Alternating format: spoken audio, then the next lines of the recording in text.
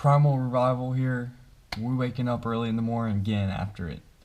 Um, I've started my little movement practice in the morning. I still gotta get to that, but I mean, I've been reading, writing, journaling, tracking, meditating. So we getting going in the morning, and that's how it should be. We should be getting after it. But I've been having a lot of thoughts lately about this commute that I got in the morning and just how to make it better, how to make it a more positive experience. Because all last week I foam rolled, wrapped, moved specifically to help my hips because sitting so much during the commute for 3 days, I mean, I'm sitting for 6 hours a day just traveling, not to mention the class time that I'm spent sitting. So that's a lot of time accumulating to where I'm in a seated position and my hips are getting tight, and my movement's being affected. I'm feeling pain in my knee and it just sucks. And I've never experienced anything like this because I've never sat so much. So it's been very enlightening and opened my eyes to this is what people are actually feeling who commute to Washington D.C. from Virginia or just drive to work. Like driving to work is painful. So I've been thinking a lot about that. How can I fix this? How can I make it better for myself? And I've come up with solutions, but it's always like, I wake up Monday morning, Tuesday morning, Wednesday morning, I'm like, I don't want to do this. But I've been thinking about, like, if I just start thinking positively, if I just start looking forward to this, have something to look forward to about this, then the whole experience would be better, and I might not feel as much.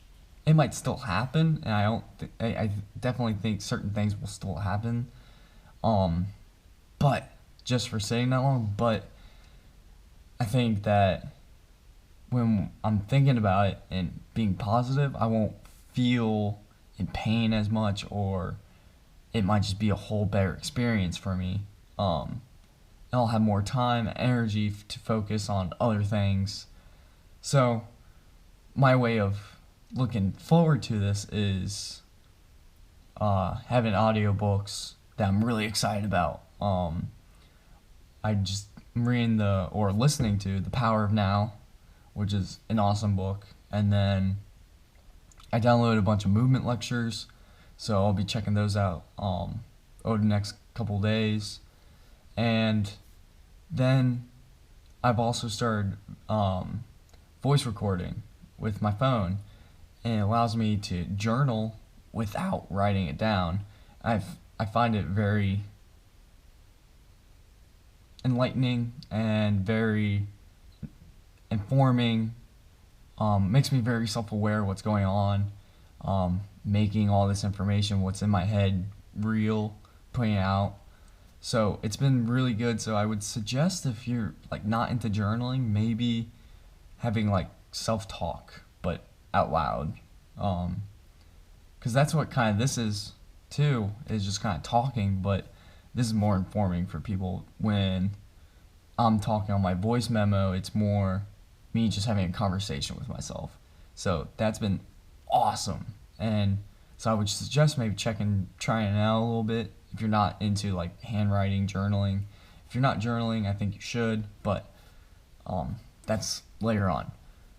So today I wanted to talk about self-awareness. I was checking out some TED Talks. If you're not on TED, go check it out. It's free information. It's on YouTube. You can go to TED.com. Tons of free information. I would call it super information. It's just the format it's presented in. It's very friendly to learning. It's very it can be very bite-sized. It can be very long for different times, different people, different information. It's just allows you to explore stuff that you wouldn't normally want to listen to or learn about. And so I would suggest going there, checking them out because it's freaking awesome. But they were talking about self awareness, one of the doctors. And I think in our movement practice and our training, we're not self aware enough. We get on machines, we get onto barbells, dumbbells, and we're acting upon the object and we're thinking about the pain and the object versus where are bodies at in space? What are bodies doing during all these things? I think it's because we go a little bit probably too fast to be able to analyze that and to feel it. With my personal experience doing a lot of calisthenics now, I've been able to slow down movements to the point where it's like, whoa, this is what my body's been doing this whole time or hasn't been doing because I'm self-correcting compared to when I'm just going hard and trying to bust out as many reps as I can. And it's more about this is what my body's actually doing during all these movements. So it's been really helpful for me to slow everything down, even walking, and go barefoot and just kind of think about it, intrinsically think about it. A lot of people, I think, and I know I'm guilty of it, I just kind of go for a walk. When I take my dog for a walk, I just kind of go versus what my, like feeling the ground and feeling, oh, that doesn't feel good today, or ooh, what's that? Like, we're just so focused on other things versus what our body's doing. I think it's a huge detriment to our success. I think we rely too heavily on other people's feedback,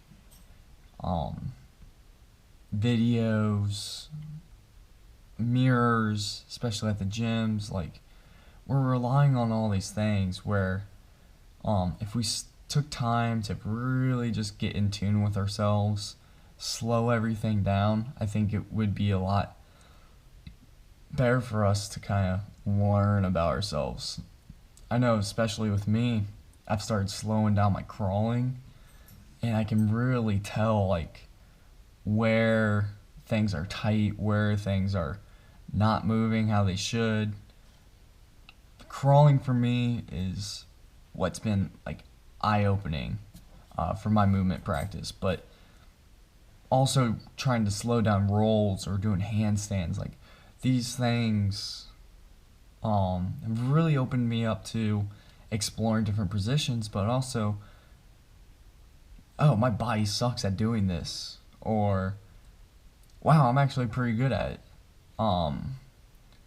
So I think we need to explore more positions, one, and then two, just slow everything down. I think we're too rushed because we gotta get everything in 1 hour, and it's like if we just take everything out and put one thing in, let's plug one thing, and let's just say crawling. Like, I'm only going to the gym for an hour, I'm doing crawling. Anything else is extra, but let's really focus on the crawling. I spend 30 minutes going slow, taking breaks when I need to, of course, but like I'm going slow, I'm learning about myself, and I'm feeling the positions. And then I walk away with all this knowledge of like, wow, this is stuff I need to work on. This is what I need to work on here and there. This is what I was feeling. And then you can start this conversation with others and with yourself about where you're at. Now, getting away from just training and movement, like self-awareness is a element that's missing from a lot of people's lives. We need to become self-aware. We need to start thinking about ourselves. We need to start just slowing everything down, taking 5 minutes of the day and like just talk to yourself, analyze yourself. What are my goals? What do I suck at? What am I good at? Just start going down. What do I need to work on? And just be real with yourself. It can be tough, but it's one of those things that I think you just gotta do. And definitely if you're doing it by yourself, and you're just kind of talking to yourself through it, it's a lot easier than if you were trying to talk to someone about your problems. Um, when we're self-aware, we can then improve. That's a huge step. Everyone's like, "Oh, I need work on this." Like a lot of people go into, I'm overweight, I need to lose weight. And sure, that's being self-aware that you're overweight. That's a good first step, but like self-awareness to the point of like why? Like why are you overweight? Why has this happened? What have you done in your life for this to happen? And if you can't answer those things, then it's like that's something you need to work on before we can start to change. So, anytime we get ready for change, we need to be self aware of who we are at the present moment. Not who we were, not who we're going to be. We gotta focus on the now and really focus on who we are.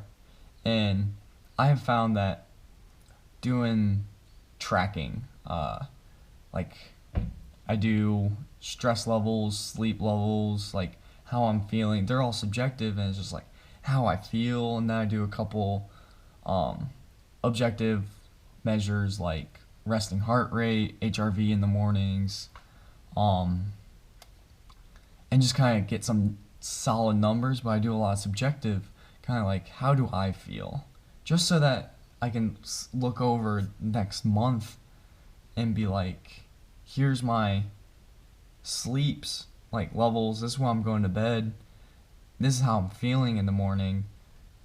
They're not adding up. I need to improve something. Like here's a trend going on. I'm getting a lot of sleep. Well, what else am I doing that's making my sleep quality suck? So, and then it gives me an idea of where to look to change. And that's being self-aware. It helps. It's a tool. It's a tool to help me become more self-aware. And until we get to that point where we know what's going on with ourselves, um, especially in the area we want to change, then we're just kind of shooting in the dark, attacking a problem where we don't really know where to go. Dan John talks about point A and point B. It's like you're on a roadmap, and you can have a goal of whatever it may be, as being point B on a map. It's like my destination is Chicago. Well, there's 1,000 ways to get to Chicago. Where are you coming from? If you really don't know where you're coming from, how are you supposed to draw a route? Even if I just say I'm going from Illinois to Chicago. Like, what does that mean? I'm going from PA to Chicago. What does that mean? That gives you, those states are huge. They're just giving you a rough estimate. I mean, how you can kind of get an idea of like, and maybe I need to get on this highway, but if you really locate yourself, I need to go from Fredericksburg, Virginia, my street address, to this place in Chicago, this street address, then now you can draw a map. Then you can draw an exact route.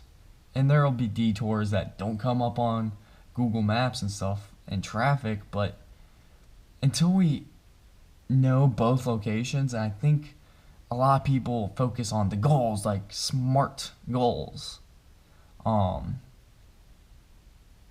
I think we need to have good goals, but take a step back and be like, where am I? I think that's the first place to start. And it's like, if you want to change in your life, in any element, I think just becoming self-aware of who you are as a whole is a good place to start. Go get blood tests and go see a doctor for a general physical. Go track some numbers. Do a bunch of subjective tests about how you feel, and like your goals, your strengths, your weaknesses.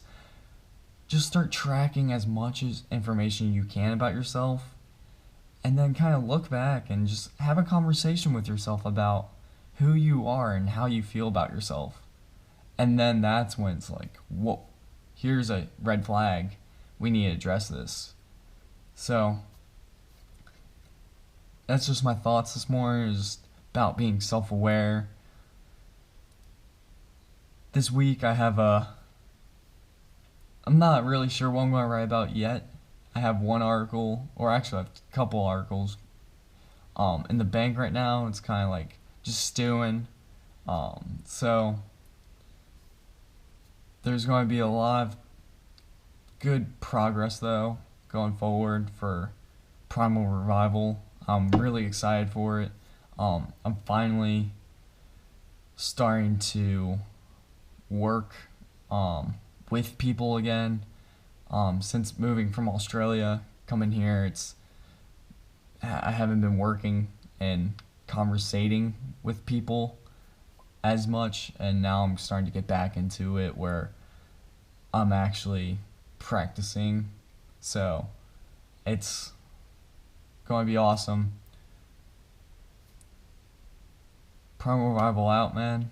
Have a good week. Become self-aware of where you're at. And go kill Monday. Let's get it.